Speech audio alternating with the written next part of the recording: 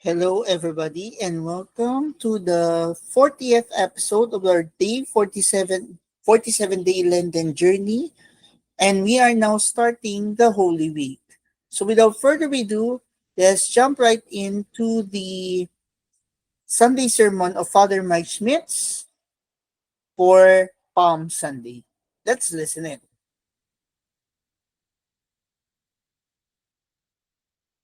So I would say this. I would say that for the most part, when it comes to just life, when it comes to how what kind of person, sometimes you have those two kinds of people in this world. I'm someone who likes who kind of lives for done. What I mean by that is that when it comes to I talk to me before I'm done, and I'm the worst person to talk to. Like before I get to the gate in an airport, like I'm the worst. Before on the talk, I'm not helpful to be around. Before I get an answer, if I'm struggling with a question, before that, I'm unpleasant. Before the meeting, before the conversation, before the thing, I'm kind of internally a mess because I live for done. I really like done, and the reason is because I think before the meeting, I get nervous. Like I'm not sure how it's going to go. Before the project gets done, I'm anxious because I'm not certain of the outcome. When there's work to get done, I get stressed because there's still so much to do. And oftentimes I'm self-preoccupied, like, okay, how well am I going to do? Or even that sense of, until I'm done, I'm not in control. Because if I'm out of control, because I have to make the result just so. Like, I don't know if that makes any sense, but I just realized that and maybe a lot of us, we wait.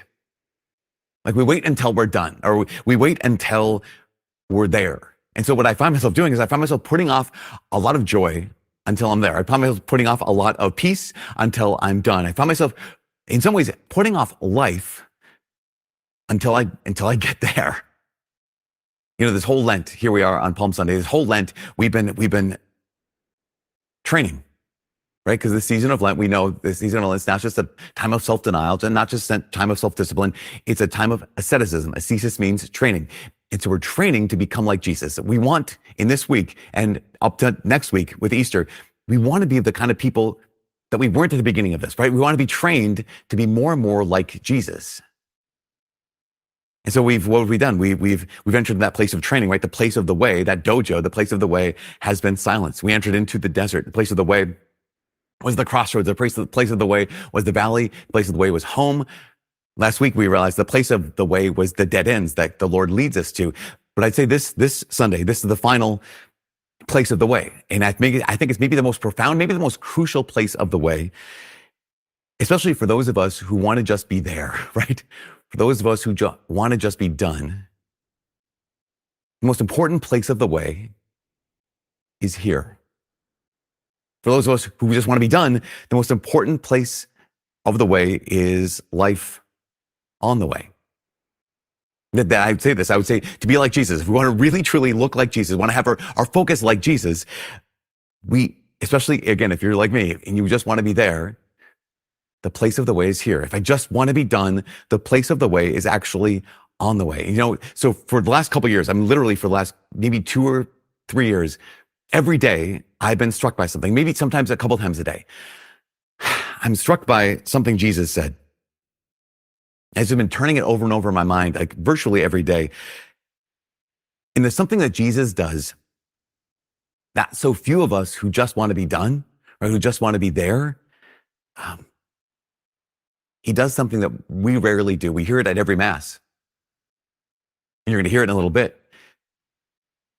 We say on the night he was betrayed, he himself took bread, and giving you thanks, he said the blessing and gave it to his disciples. The thing that's been striking me every day for over 2 years is that line, and giving you thanks. That he took the chalice and giving you thanks. And I was to pause on this and ask the question, okay, when does Jesus seize the opportunity to give thanks? Like, what's the context for Jesus giving thanks? The context is on the night he was betrayed, he took the bread, said the blessing, giving thanks. that I realized that for myself, like I want to give thanks. I want to make Thanksgiving a vital part of my life. I want to make it a regular part of my life. But I realized that when I want to give thanks, I want to give thanks when I get what I want, right? That kind of makes sense. You get what you want, you give thanks. I want to give thanks when I'm not worried anymore. I want to give thanks when I'm not stressed out anymore. I want to give thanks when I'm done, right? When the work is finished, the task is finished. I want to give thanks after the end. I want to give thanks when things are all better. When I'm healed, I want to give thanks that when I'm answered. I want to give thanks that when I'm rested. I want to give thanks when I'm calm. I want to give thanks when things are complete. I want to give thanks when I'm there. Question, when does Jesus give thanks? Jesus gives thanks in the midst of, he gives thanks in the middle of the worst moment of his entire life. Jesus gives thanks as he enters into the worst pain of his life. Jesus gives thanks as he enters into the worst suffering. Jesus gives thanks on the night he was betrayed, in the midst of betrayal, in the midst of denial, in the midst of being abandoned. In some ways, you realize that the depths of Jesus' passion haven't even started yet. Basically, he has everything left to do. And here, in this place, Jesus gives thanks. And this is the truth. This is the crucial part of the way. Not there, but here. The crucial part of the way is not when we're done. The crucial part of the way is on the way, in the midst, right here. And the question we have to ask is, can I live here? So if I'm like Jesus, can I stay? Can I remain here? Now the question to ask is, can I stand in the middle of it all and thank God before it's over? Can I stand in the middle of everything and thank God before I'm done? Question is, can I thank God here? You know, this whole Lent we've been following that Japanese Catholic man, Takashi Nagai. And if you read his story, you hear his story, I know so many people have listened to this, that I've been so inspired by Takashi Nagai. He's moved my heart so much, but you realize that he's a very ordinary person. He's just a very ordinary Catholic. Basically, there's nothing overtly remarkable about his accomplishments. Yeah, he was a great doctor, radiologist, and yes, he sacrificed himself to save people's lives, but he would have said he's just doing his job. Yeah, he had a great relationship. He loved his wife, Midori. He loved their two kids. But again, if you asked him, he'd just say, no, this is just what a husband does. This is just what a father does. And yes, he survived Nagasaki. He survived the atomic bomb. But so did other people. So the question is like, why him? Why is this man so inspiring?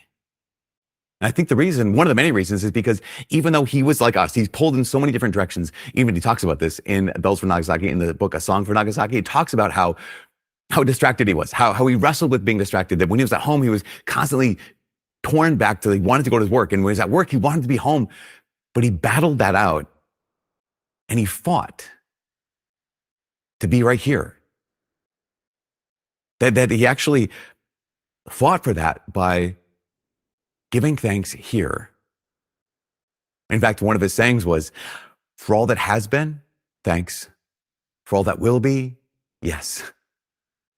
And he tried to live that every day. Again, he just like us, he was distracted. He wanted to be there. He wanted to be done. But okay, for all that has been, thanks. For all that will be, yes. And the remarkable thing is that by choosing or trying to give thanks in ordinary moments, that paved the way for him to be able to give thanks in extraordinary moments. And for him to basically just give thanks when things were very, very normal, it made it possible for him to give thanks when things were completely out of the ordinary. In fact, there's this moment in his book where when he finds his wife Midori's body among the ruins of their home. And it says this, it says that he found her body, the ashes of her body, the ruins of her body, the remains of her body. It said he could see that she died in the kitchen that she loved. Sobbing, he picked up a heat-buckled pail and knelt to gather her bones. What was that dull glint among the powdered bones? And though the beads were melted into a blob, the chain and cross identified it as the rosary that he had seen slipping through her fingers so often, and he bowed his head and sobbed, "Dearest God, thank you for allowing her to die praying. Mother of sorrows, thank you for being with faithful Midori at the hour of her death."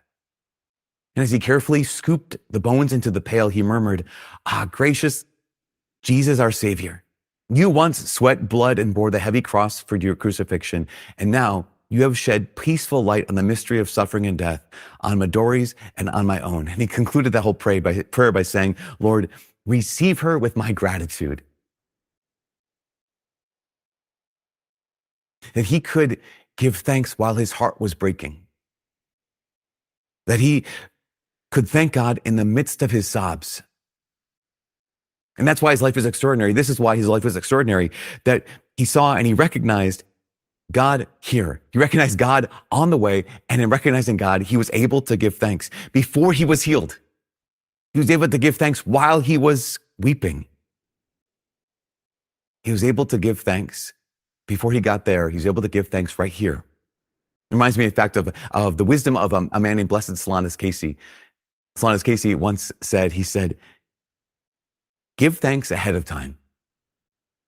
Again, especially for us, for you and me, who want to be there, who want to be done. Solanus Casey, no, give God thanks ahead of time. We realize we don't have to wait. That we can thank God here, we can thank God on the way. That even in the midst of the challenge, even in the midst of the pain, in the difficulty. This is what Takashi said. Takashi, he said this, he said, each day is a gift. He said, I give thanks even for the pain. Remember, he was dying of leukemia. I give thanks for the pain because it reminds me that I'm alive to love. Each day is a gift. I give thanks even for the pain because it reminds me that I'm alive to love. And it reminds us too of Jesus. That Jesus in this moment, on the night he was betrayed, what does he do ahead of time? He gives thanks. What's he do in the midst of his passion? He gives thanks. What does Jesus do while he's on the way? He gives thanks. And this is the last thing. I think it's profound that the phrase thank you in Takashi Nagai's Japanese language is the word arigato. You might know that word, arigato. It means thank you. But in fact, doing some research on this, and in fact, it says in the book, The Song for Nagasaki, it says that arigato is more than just casual, like thanks, or even more than just a casual thank you. That the word arigato comes from two Japanese characters that put together mean this came into existence with difficulty. That's what arigato means. Thank you means this came into existence with difficulty. So Takashi says, every day is a gift. Why? Because basically, arigato acknowledges and recognizes the giftedness of this moment. Essentially, it's saying, if you say arigato to someone, you're saying what you've done is rare. What you're saying is it didn't have to happen. You're saying it was not owed. And I want to honor that. Every time we say thank you, every time we say that, like Takashi would say, that arigato, it is, this came into existence with difficulty. It was not owed to me. It was rare, and I want to honor that. And that's us. That's where we find ourselves today, on this Palm Sunday, on this day that we walk with Jesus through his passion. We recognize that each day, each moment, each breath, and each heartbeat, all of it is undeserved. That what Jesus has done for us, it didn't have to happen. And yet here we are. Here we are receiving God's grace. And this came into existence with difficulty. New life that you and I have in Jesus that came into existence with difficulty. Therefore, I would say this, I would say, like Jesus, we give God thanks ahead of time. Because of this, like Jesus, we give God thanks in the midst. Like Jesus, we give God thanks before we're there. Like Jesus, we give God thanks on the way. And like Jesus, we give God thanks right here. Because the place of the way is here.